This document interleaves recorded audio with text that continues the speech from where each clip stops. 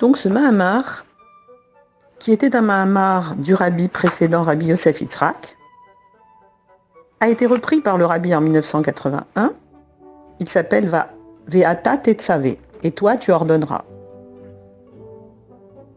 Il a été repris à nouveau en 1992, juste avant que le rabbi perde la parole, parce qu'il il a été privé de la parole en 1992. Et ensuite, on sait ce qui est arrivé de Gimel Tammuz, une apparence de disparition qui est un simple voilement et une épreuve de plus pour nous. Et pour ceux qui ont la Emouna et le Bitachon, on va surmonter cette épreuve, et on sait très bien que le tzaddik, c'est le fondement du monde. Et sans le tzaddik qui tient le monde ne tiendrait pas une seule seconde. Il faut qu'il y ait un super grand tzaddik qui tienne le monde, comme c'était le cas pour Rabbi Shimon Bar Yochai, comme c'était le cas pour Rabbi Hanina, Ben Dossa, etc. Il y a des tzaddikim qui à eux tout seuls tiennent le monde. Par leur Torah, par leur dévouement, par leur Messirut Nefesh, etc. Par la grandeur de leur Neshama aussi. Et donc ce Mahamar s'appelle Ve'ata tetzavé. C'est curieux parce que ça veut dire « Et toi, tu ordonneras aux enfants d'Israël ». C'est Dieu qui parle à Moshe Rabbeinu. C'est étonnant car d'habitude, Dieu dit en parlant à Moshe « Ordonne aux enfants d'Israël », c'est-à-dire de sa part à lui. Dis aux enfants d'Israël, dis-leur que voilà ce que Hachem ordonne. Mais là, c'est toi tu ordonneras, c'est Moshe qui donne l'ordre. Qu'est-ce que cela signifie que l'ordre émane de Moshe? Pourquoi est-ce que Moshe n'est-il pas l'émissaire le chaliard de Dieu qui doit se transmettre les ordres de son supérieur en quelque sorte, de Hachem? Pourquoi alors est-il dit « et toi tu ordonneras » Il y a une autre question qu'on peut se poser. Alors dans ce verset qui vient de la paracha, le verset complet dit « Et toi tu ordonneras, Ve'ata tetzavé, aux enfants d'Israël, les Bnei Israël, et ils prendront pour toi de l'huile d'olive pure, concassée, pour le luminaire, afin d'y élever une lumière perpétuelle. » Le luminaire, c'était la menorah qui se trouvait dans le temple et que Aaron à Cohen allumait chaque jour.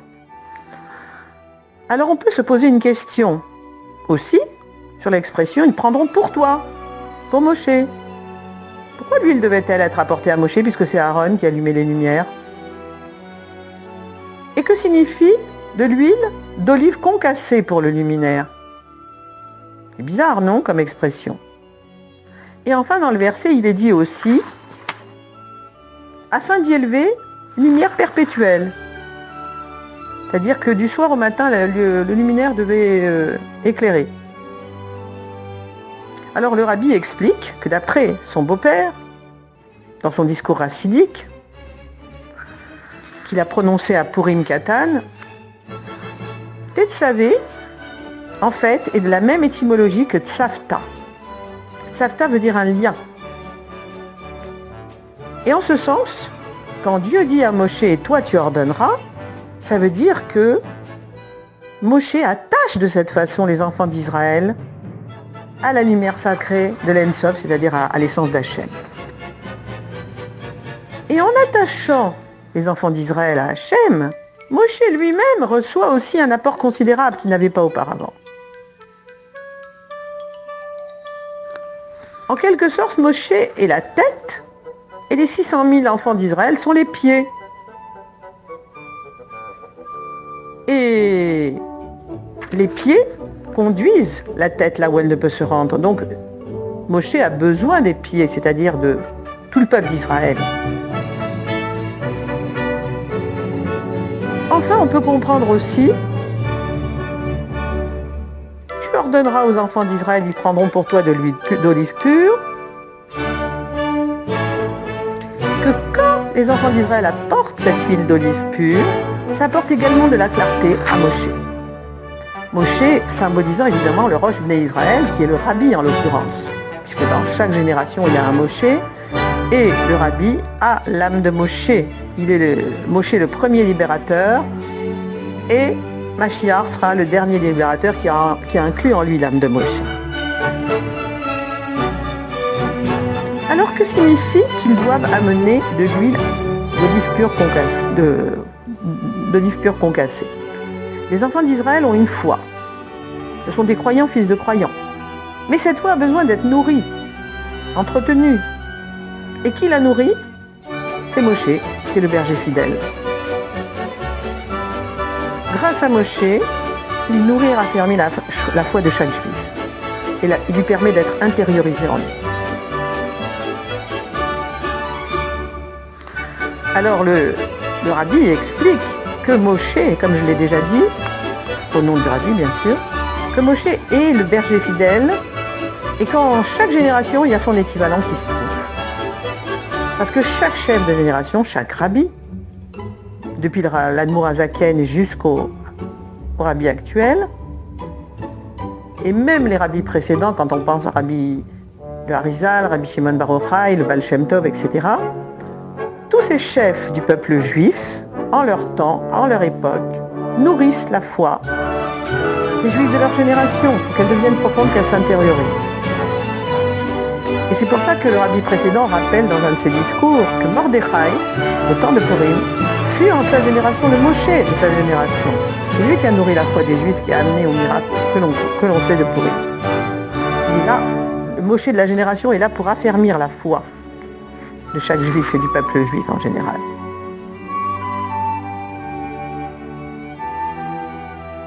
Et pourquoi emploie-t-il l'expression dans la phrase « Les Bnei Israël apportera à Moshe de l'huile d'olive pure concassée en huile du luminaire ». Pourquoi concassée? Qu'est-ce que ça signifie?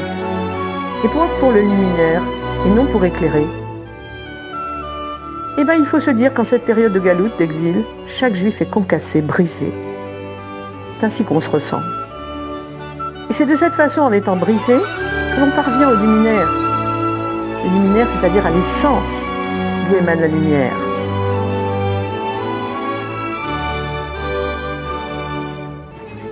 Et en fait, on nous dit qu'à Purim, c'est toujours dans le discours, je reviens au discours de Rabbi Yosef Yitzhak, le Rayat, les Juifs s'engagèrent à mettre en pratique ce qu'ils avaient commencé à faire lors du don de la Torah. Ils prirent sur eux, vraiment, avec Messirut Nefesh, d'assumer le fait d'être juifs et de faire don d'eux-mêmes, de leur propre vie, pour Hachem. Donc, le don de la Torah n'était qu'une étape, et cette étape a été confirmée, a été renforcée à l'époque de Mordechai et du décret d'Aman. En effet, au don de la Torah, les Juifs ont proclamé « Nous ferons puis nous comprendrons, Nassé Benishma ». Ils ont juste reçu la Torah. Par contre, à l'époque de Mordechai, ils ont accompli ce qu'ils avaient pris sur eux de faire.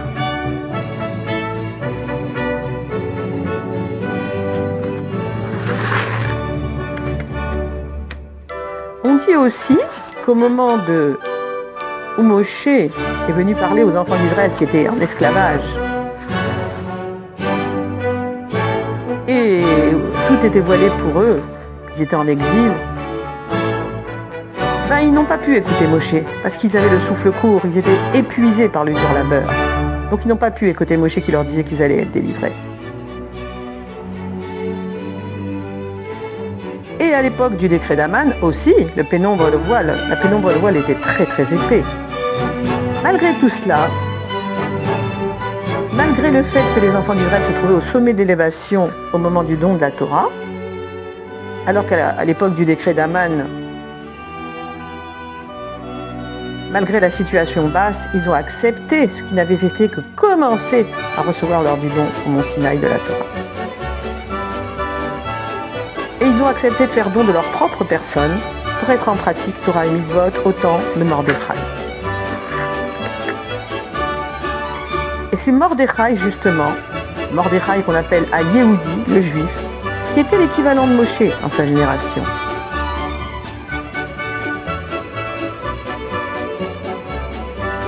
Ainsi, l'expression concassée pour le luminaire montre bien que c'est en étant concassé, brisé, comme ça s'est passé à l'époque de Mordechai, on parvient jusqu'au luminaire. et on fait don de soi le plus parfait. En fait, quand on fait Messirut Nefesh, don de soi, ce don-là émane de l'essence de l'âme qui ne peut se révéler qu'à l'occasion, dans des occasions comme ça où on est brisé, concassé. On sait qu'on a 5 niveaux de la Neshama. Et le niveau le plus haut, qui est Yechida, ne peut se dévoiler que quand on fait Messirut Nefesh. Et qui se dévoile aussi lors de la Nihila à Yom Kippour. Et quelques fois où cette partie la plus élevée qui est à l'extérieur du corps de la Neshama s'appelle Yechida, c'est-à-dire l'unique, se fond en l'unique, c'est-à-dire en l'essence d'Hachem. Donc à l'époque, les Juifs étaient concassés, brisés, et ils purent révéler l'essence de leur âme, son luminaire, c'est ça qu'on appelle le luminaire.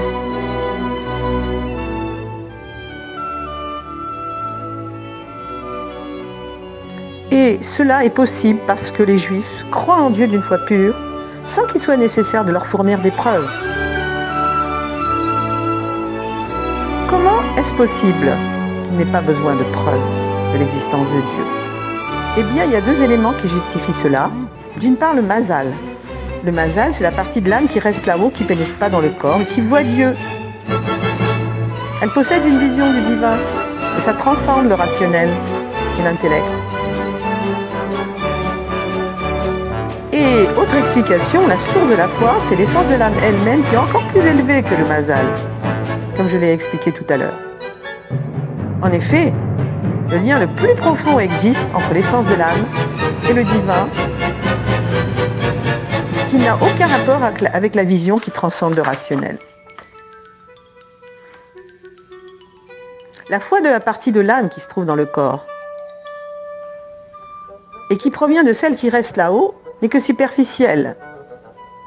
La partie qui reste là-haut ne peut pas s'introduire dans le corps. Donc elle exerce une action sur celle qui se trouve à l'intérieur. Et pour que la foi de la partie de l'âme se trouvant dans le corps devienne profonde, il est nécessaire de mettre en évidence le lien profond qui provient de l'essence de l'âme.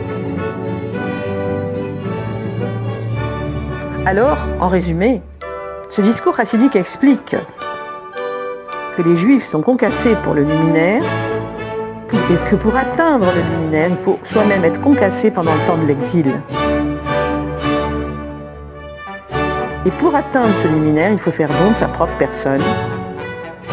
Et justement, pendant ce temps de l'exil, en faisant Messirut Nefesh, abnégation complète pour servir Dieu et pour faire son judaïsme, au risque, au péril de sa vie.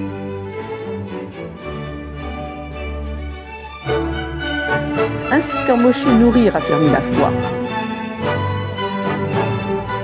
en conférant aux Juifs la perception du divin, il fait en sorte que cette perception soit profonde.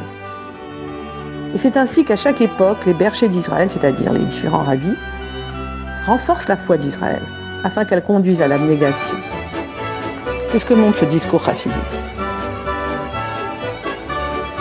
Donc on peut avancer que le rôle d'un berger fidèle, comme Moshe, est de nourrir la foi, pour s'assurer qu'elle n'émane pas uniquement de révélation, mais bien de son essence. Et Moshe permet que l'on intériorise la foi et qu'on la perçoive rationnellement par sa compréhension, ce qui est encore plus fort. Et il peut le faire puisqu'il nourrit cette foi, qu'il la met en évidence, telle qu'elle se trouve en l'essence de l'âme.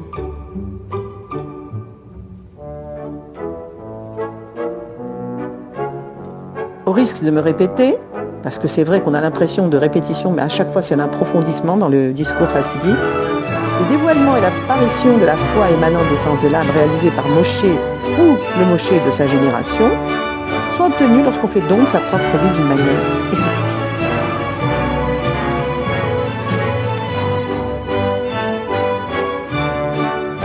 Alors on peut considérer maintenant que le fil conducteur dans ce discours chassidique, qui commence par le verset « Toi, tu ordonneras, Ve'ata tetzavé »,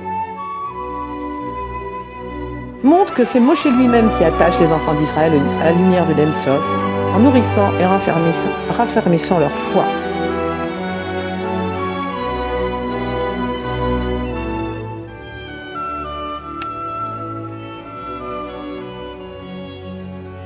Mais dans la suite du verset, ils apporteront de l'huile concassée pour le luminaire, et ils prendront pour toi de l'huile pure, pour toi, c'est-à-dire pour Moshe. Les enfants d'Israël devaient apporter cette huile à Moshe, non à Aaron qui allumait le luminaire. Et pourquoi est-ce qu'ils l'apportaient à Moshe? C'est Dieu qui a voulu ça. Ça veut dire qu'en apportant à Moshe l'huile qui devait servir à Aaron pour le luminaire, ils apportaient aussi une lumière accrue à Moshe, lui donner des forces et de la clarté supplémentaire. Donc si l'on veut, le berger d'Israël nourrit les enfants d'Israël, et par cela même, lui aussi reçoit des forces accrues et des lumières accrues d'Akadosh Baruch.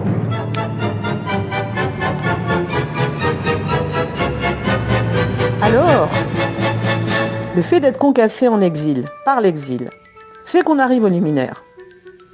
Quand les Juifs sont opprimés par les poursuites contre la pratique de la Torah et des mitzvot, ils obtiennent effectivement le luminaire grâce à leur abnégation. Et les Juifs se trouvant en situation de largesse, matériellement et spirituellement, bien qu'étant exilés, n'en sont pas moins concassés, brisés et dégradés par cet exil, même s'ils vivent dans la largesse. Matériel s'entend. Les Juifs sont brisés parce qu'ils se trouvent en exil, même s'ils connaissent la largesse matérielle et spirituelle. C'est bien ce qu'on peut voir. Quelquefois, on peut exercer librement sa Torah, vivre dans la largesse matérielle, et cependant, il y a un manque, puisqu'on est en exil. On n'a pas le temps, on ne peut pas faire tous les commandements de Dieu, les 613. En fait, la volonté profonde de chaque Juif, même s'il ne le sait pas, est d'obtenir la révélation de Dieu, qui est à la base même de leur existence, qui est la vie de la vie. Pendant l'exil, le dévoilement divin n'est pas aussi intense qu'à l'époque du Temple. Combien plus en est-il quand on médite à l'affirmation de nos sages, selon laquelle, si le Temple n'a pas été reconstruit du vivant de chaque Juif, celui-ci doit considérer comme si le Temple avait été détruit à son époque. Et à cette idée même, chaque Juif doit être saisi et concassé.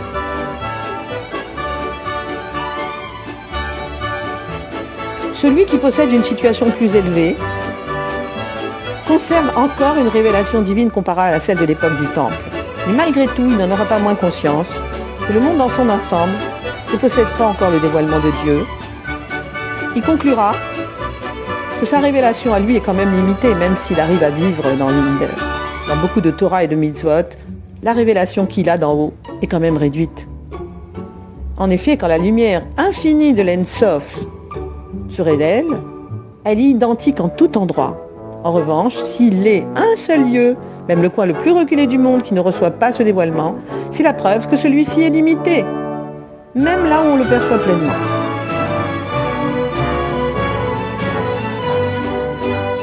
Il y a un discours de l'Admour Azaken, dans lequel il disait: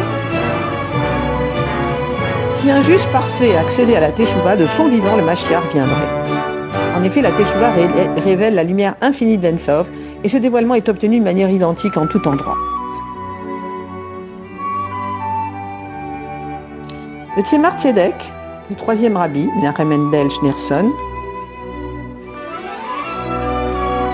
a rapporté les propos de son grand-père, l'Admour Azaken, qui disait en parlant à Dieu: je ne veux pas de ton Gan Eden, je ne veux pas de ton monde futur, je ne veux que toi-même, en parlant à Hachem. C'est fort.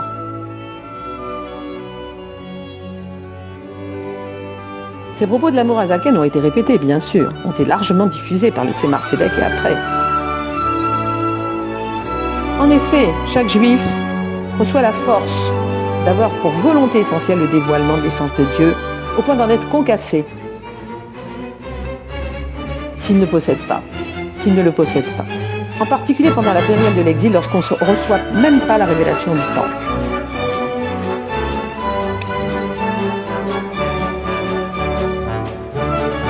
Et ainsi, on voit que le luminaire de l'âme, qui se révèle quand on est concassé pendant la période de l'exil, est plus élevé que le niveau de cette âme, qui est mis en évidence par son don de soi. La révélation d'essence de l'âme est obtenue par le don de sa propre personne, on l'a déjà dit, et surajoutée par rapport aux forces révélées de l'âme. On voit par exemple que dans certaines périodes, dans certaines époques, les Juifs ont fait don de leur vie, se sont sacrifiés de manière concrète pour pouvoir mettre en pratique la Torah et les mitzvot. Ça a été le cas en Espagne, pendant l'Inquisition, ils ont fait don de leur personne pour ne pas se prosterner devant une idole ou abjurer. Ça a été le cas pendant les persécutions des rabbis précédents qui ont tout fait pour pratiquer Torah et mitzvot au risque de leur vie. C'était le cas pour l'Admor Hazaken qui a été emprisonné, son fils Admor Saïd, le rabbi précédent, etc. Et qui n'ont pas cédé devant la pression des nations qui voulaient leur faire oublier leur judaïsme. Par contre, quand on est dans des endroits où la pratique est possible, dans la largesse, comme c'est le cas à l'heure actuelle, l'esprit d'abnégation apparaît beaucoup moins clairement, évidemment. On ne met pas sa vie en péril pour pratiquer le judaïsme. On a des contraintes, on a des obstacles, mais malgré tout, ce n'est pas le niveau de ceux qui étaient mis en prison et qui risquaient leur vie, etc.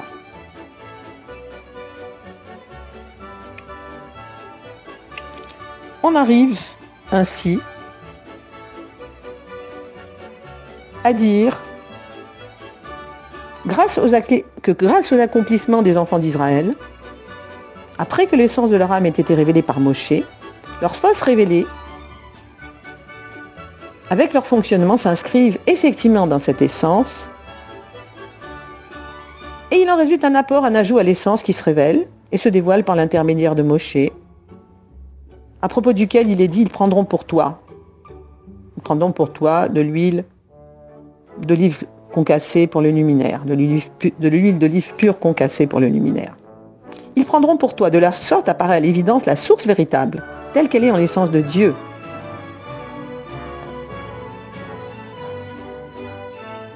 Il en est de même, alors maintenant, pour le Moshe de notre époque,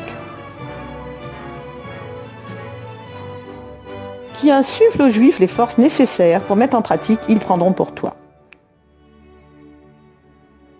Le rabbi mentionne son beau-père, bien sûr, quand il parle du Moshe de notre époque. Très humblement, il fait allusion, il parle de son beau-père, mais quand il parle de son beau-père, il parle également de lui-même, puisqu'il est à notre époque le rabbi de notre génération. Donc son œuvre consista à mettre en évidence et à révéler en chaque Juif la foi qui émanait de l'essence de son âme. Et il alluma, on parle toujours du rabbi Rayatz, de telle façon que chacun puisse ensuite servir Dieu par ses propres forces et devenir, chaque Juif devient une lumière perpétuelle qui ne peut connaître aucune fluctuation. Et c'est de cette façon, dit le rabbi, que nous mériterons très prochainement la délivrance véritable et complète. Alors, la divinité, Hachem, se révélera également par ce qui se passe ici-bas. On apportera l'huile, qui sera le résultat de l'effort des Juifs, et l'on allumera les lumières du chandelier qui sera rétabli dans le troisième temple, Amen. Ainsi qu'il est dit, ils prendront pour toi de l'huile afin d'élever la lumière perpétuelle, y compris de façon matérielle, dans le troisième temple, lors de la délivrance véritable et complète par notre juste Mashiach, très prochainement. Amen.